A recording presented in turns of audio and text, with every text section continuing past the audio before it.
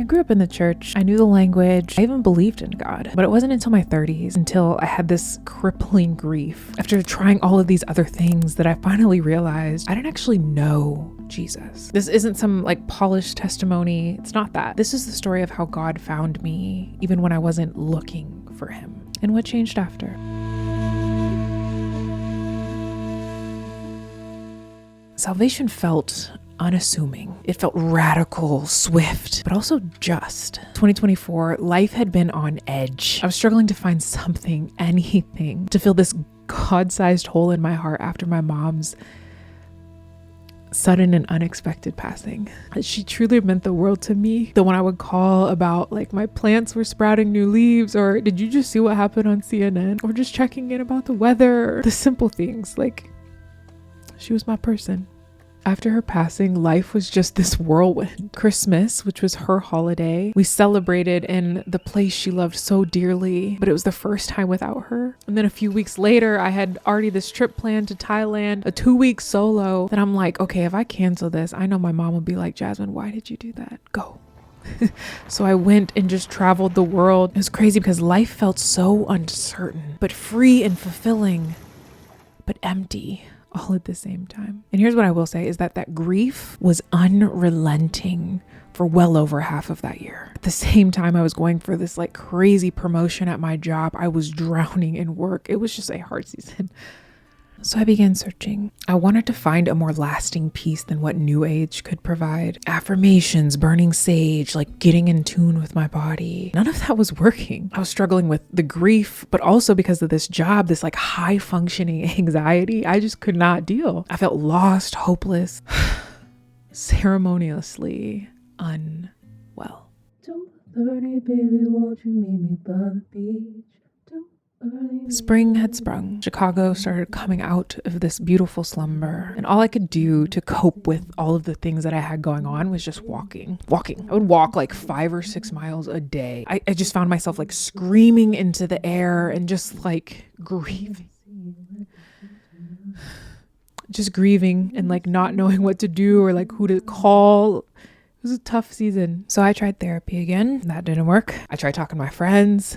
I talked to them once and I'm like, I'm good. I was not good. I was unwell.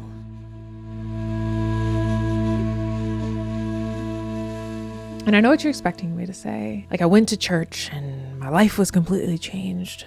Kind of. Most paths to Christianity start there. Mine, it started nearly a decade ago. I had this prophecy that was spoken over my life in this Bible study, and I just clung on to God's words for all those years. Even though I didn't know him then, I wanted to believe, but I wasn't ready to lay down my life for it. I had plans, God. God, yours didn't come soon enough.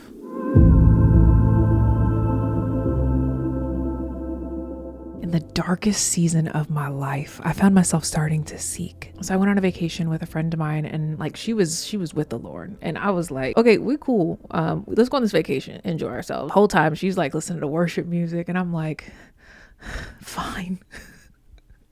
But that's where it started for me, watching somebody else walk with Christ and just seeing how sure they felt. And then I started watching a sermon, and then, okay, maybe I could listen to some worship music on my own. Then I started to pray. That was like so clumsy. I was like, God, help me. It all just happened so fast. That's what I can remember so vividly. I decided, yes, Lord, like, let's try this. And it just started like wave after wave of just like, okay, I didn't think I would be here now. I literally just like changed my entire identity. A few months later, I'm like, well, who am I now? Once I decided to like lay my life down for God, it just felt like this free fall. And the only safe place to land was at the feet of Jesus.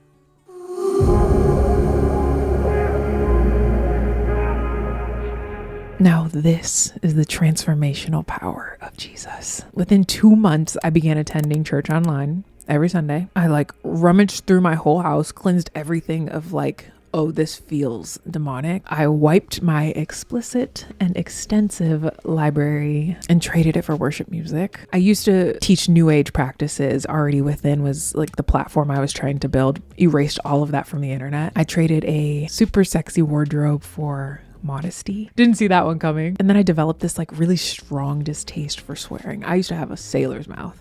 It's crazy because all those things happened so quickly. And in that, it felt like my life was no longer my own, that I was his.